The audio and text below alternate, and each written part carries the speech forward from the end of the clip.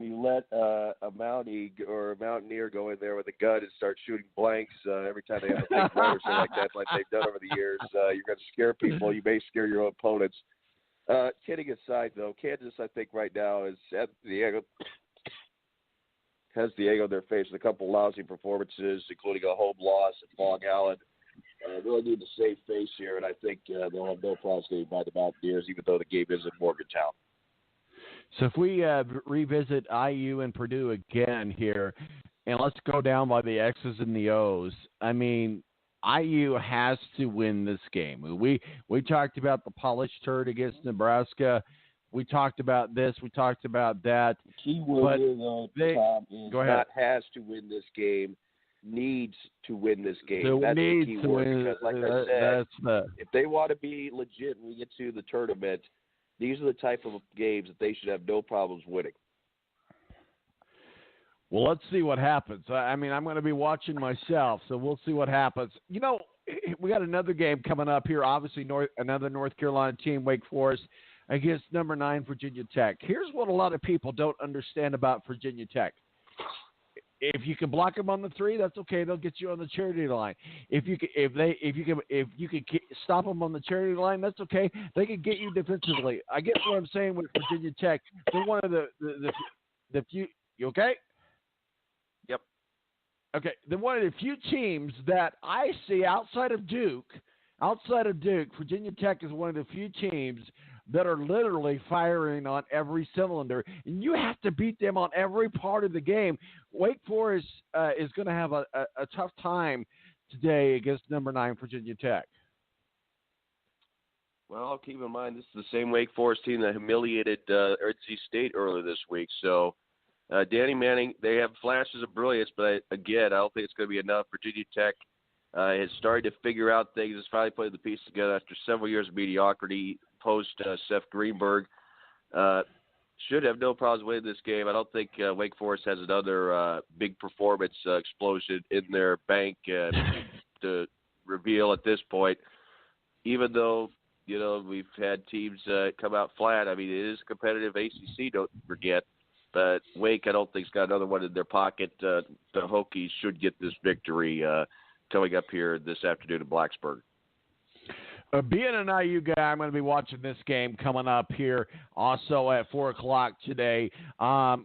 This is going to be a bloodbath, if we can use that word. And if we're going to be talking to Mo from BS Sports Show here a little bit later on about what games to bet on and not to bet on. This is one game I would say you stay away from, but watch for the fun of it, and that's Kentucky and Auburn. You got number 12 and number 14 doing it. This literally, Matthew, is a positional game. Kentucky and Auburn, let's go Auburn. I think Auburn could do this at home. Thing is, though, in my mind, Auburn still has not proved anything. They played a very lackluster. They'll prove it today when they beat Kentucky. They will prove it today when they beat Kentucky. Go ahead. I'm sorry. The thing is, they played a lackluster. They played a watered-down non-conference schedule this year. That's why they only have 3 losses at this point.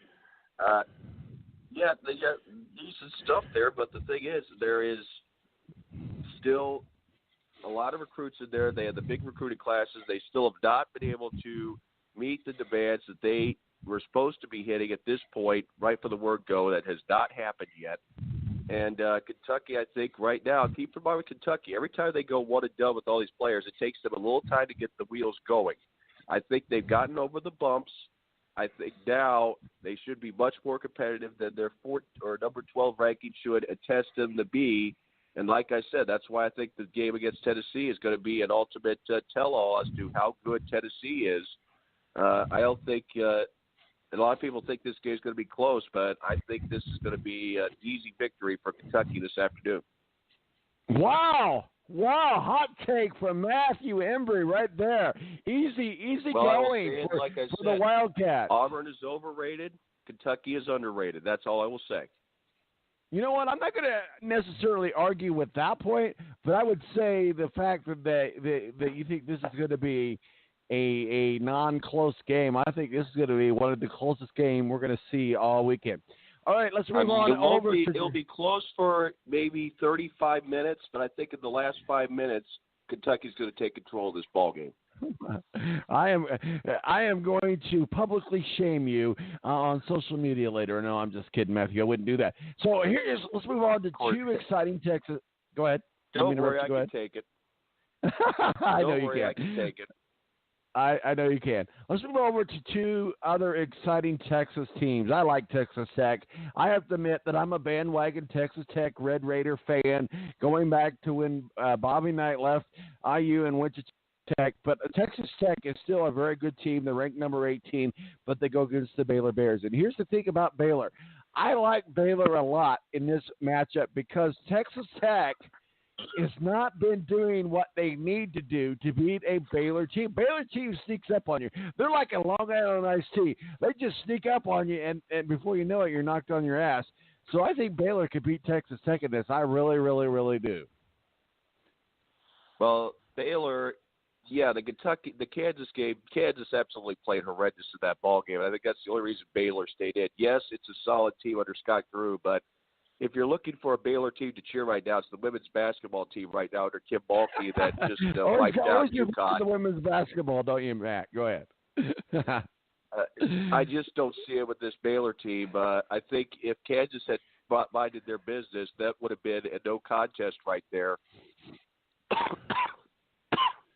I got to say, I was skeptical with Texas Tech, but I've taken a look on tape the last couple of games, and they seem legit to me.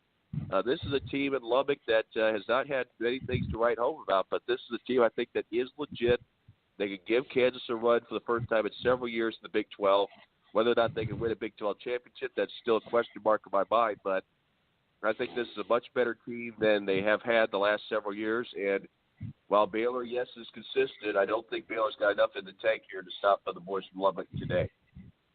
Well, that's a good take, and I'm not necessarily disagreeing with you. I just think this is going to be a good game. Now we're time for my upset of the week.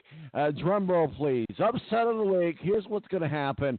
Virginia, number 4, upsets number 1, Duke at home. This is going to be a matchup, and I just think that Virginia has what it takes. I know everybody's going to be crucifying me for saying this, but I'm going to tell you for sure.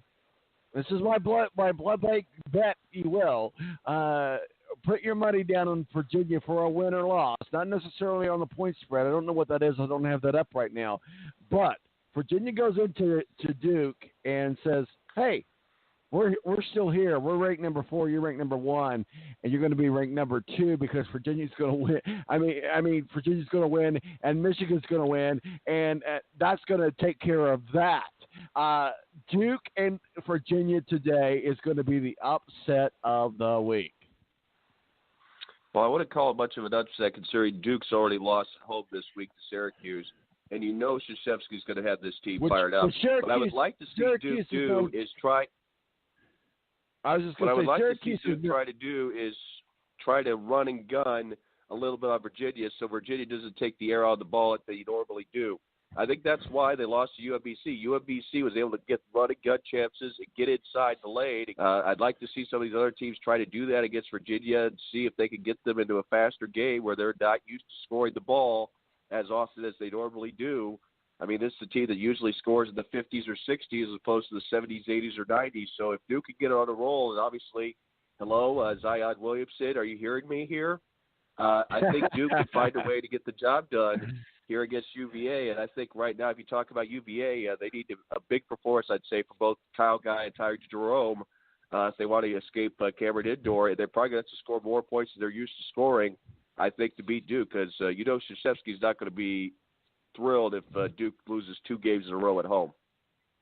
Well, no, but it's going to happen today. So there's a few blood banks that I've given you today, and that's one of them. Now let's talk about the point spread because I'm sure that Duke will cover the spread, but I just think this is going to be a good one. I want to talk about this Oklahoma-Texas game, but before I do, I want to go over to some college football talk with Oklahoma, Alabama. Obviously, we know Jalen Hurts transfers from Alabama over to Oklahoma. Let's talk a little bit about the hypocrisy hypocrisy, if you will, however you say it, with Lincoln Riley. Lincoln Riley didn't like it when the shoe was on the other foot, but now it's on to his advantage. Now, don't get me wrong. Jalen Hurts graduated college. He can play wherever he wants.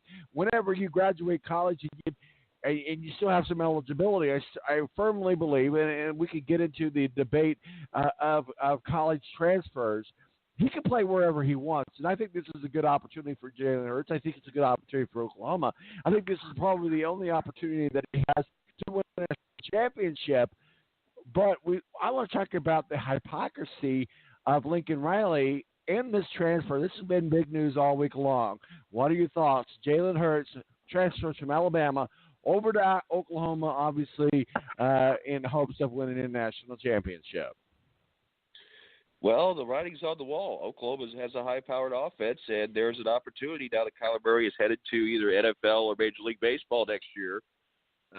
The opportunity of the door is open for an opportunity for Jalen Hurts to at least make a name for himself, make himself legit, maybe get himself even drafted in the NFL career coming season. So, I mean, he couldn't have done it as he stayed at Alabama. Tua Tagovailoa would have been the starter regardless. He went down again for a limited period. So if Jalen Hurts wants to play football for a living at the professional level, he had to go somewhere else. And it just happened that Oklahoma is the biggest thing where he can stay relevant as far as being in the eyes of NFL scouts right now. So I don't think there's any hypocriticalness of all with this. I think this is just a situation where Jalen Hurts wants to keep his name relevant, and what better way to do that than to be challenging for a national championship and keeping your name relevant at the same time, as opposed to play for a smaller team like a UCF, et cetera, that will not be in the news compared to some of the other programs. Well, you know why I say hypocrisy? It has nothing to do with Jalen Hurts. It has everything to do with Lincoln Riley. When the shoe was on the other foot, when his quarterback was transferring, he was all against it. Now that he's accepting a transfer, he's all for it. You see what I'm saying? So Lincoln Riley's a great coach. I think he's going to be the next Nick Saban in a lot of ways. I really do. But at the same time, I think that if you're gonna take a stand and you're gonna pick a battle, fight that battle all the way through, not just the battle that benefits. Yeah, but it's a battle now. I mean, look at Brandon Wimbush. He's now transferred to UCF. So what is should Brian Kelly be angry about that? I mean, it's part of the game now. Players want to stay relevant, right. And these quarterbacks are on a shorter and shorter leash now to produce results, and I think you've seen it. Wimbush had a couple of bad games. He lost his starting job to Ian Book. Jalen Hurts had a couple iffy moments there in the national championship game a couple of years ago. Lost his starting job to Tua Tagovailoa. So it's a chance to remain relevant. I don't think there's any hypocrisy to it. I mean, it's part of the game now with this transfer rule. So if you want to blame anybody, you blame the NCAA for creating such a rule where these situations could occur. Well, that's a valid point. Let's move on over, though, to the game today with Oklahoma and Texas.